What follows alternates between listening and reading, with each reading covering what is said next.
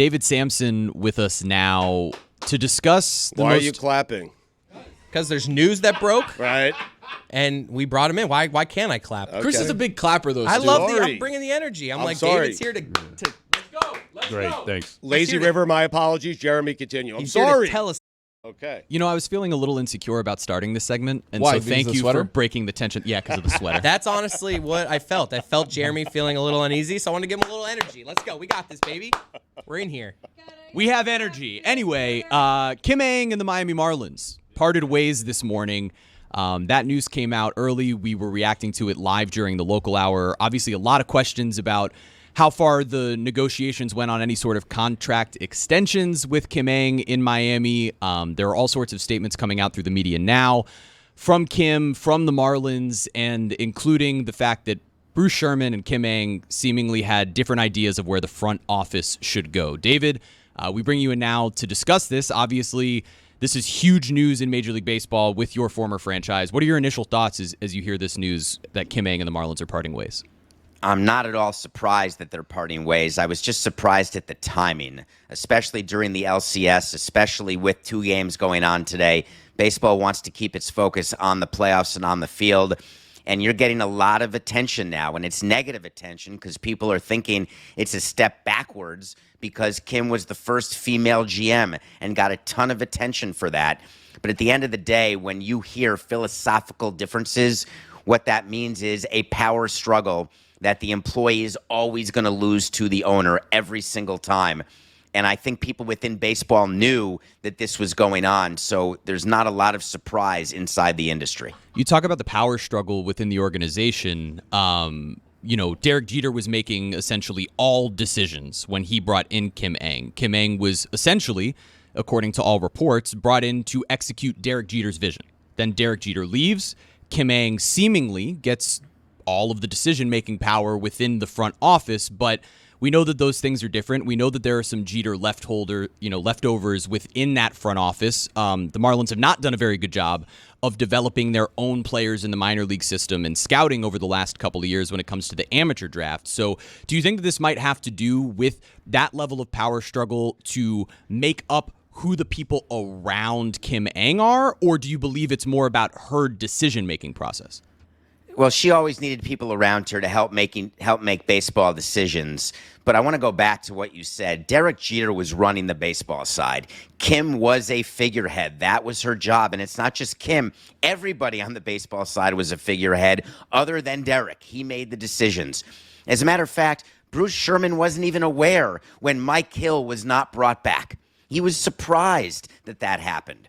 And the divorce of Bruce Sherman and Derek Jeter is what started this train that we are currently on, where Bruce Sherman wants to be the owner. He wants to be involved. He wants to be making decisions. He doesn't want to read about his team in the paper and have someone rogue doing everything.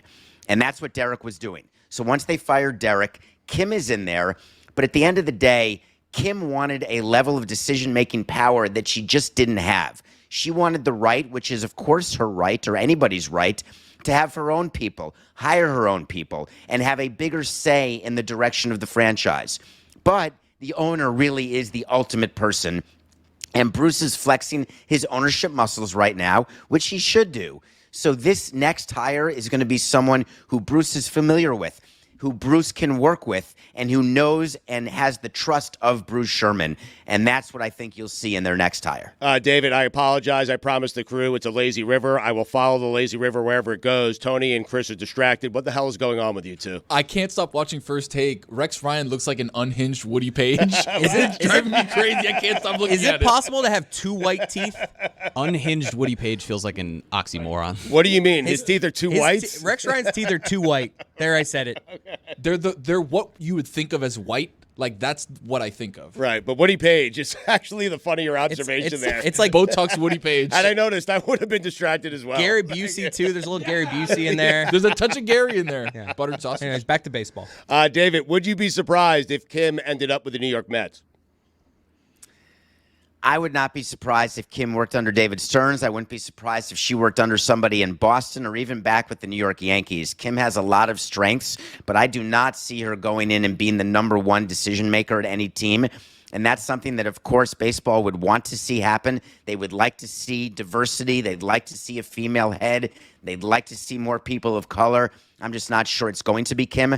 And so for Marlins fans, don't be despondent. This is about actually the organization getting better and Bruce Sherman trying to figure out how to make it work with the payroll they had, knowing they've got some decisions they have to make going forward.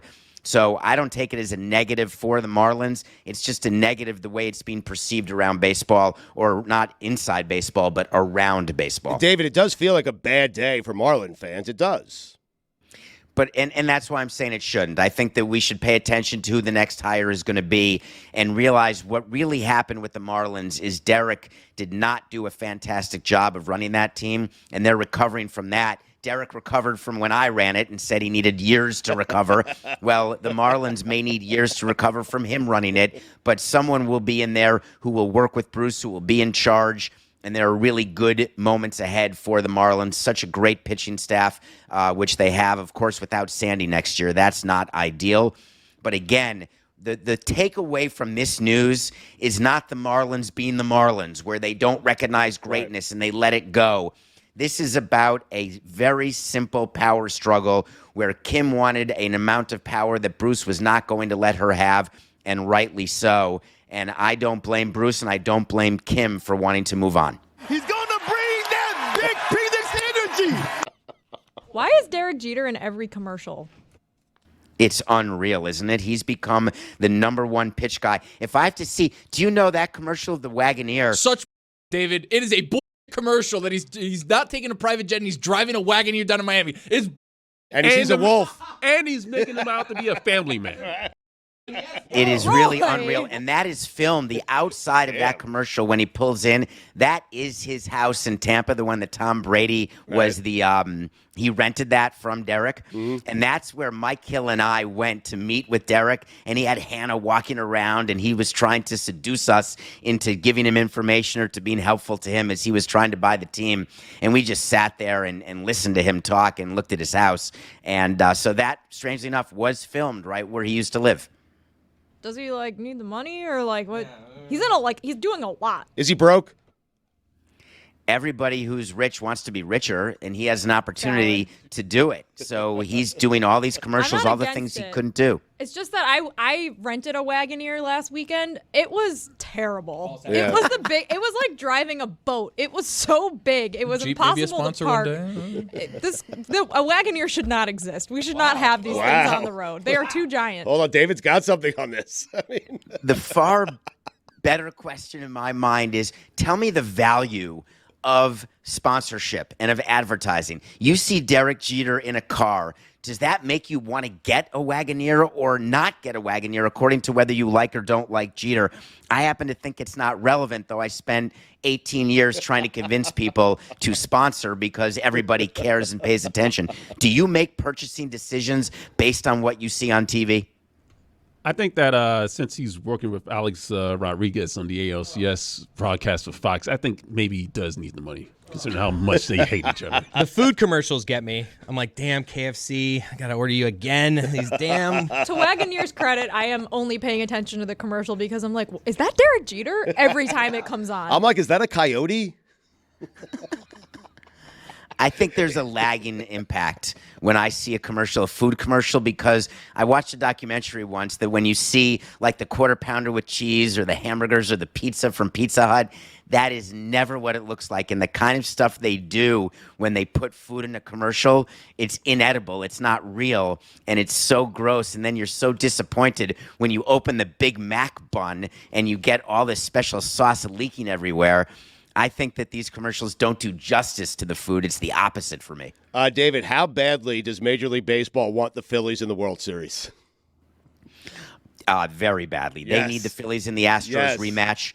It's the best of the worst situation. Obviously, they'd like long series. They would have liked Los Angeles to get through. Certainly, they would have preferred a New York team to be around, but they can have the Diamondbacks win this series.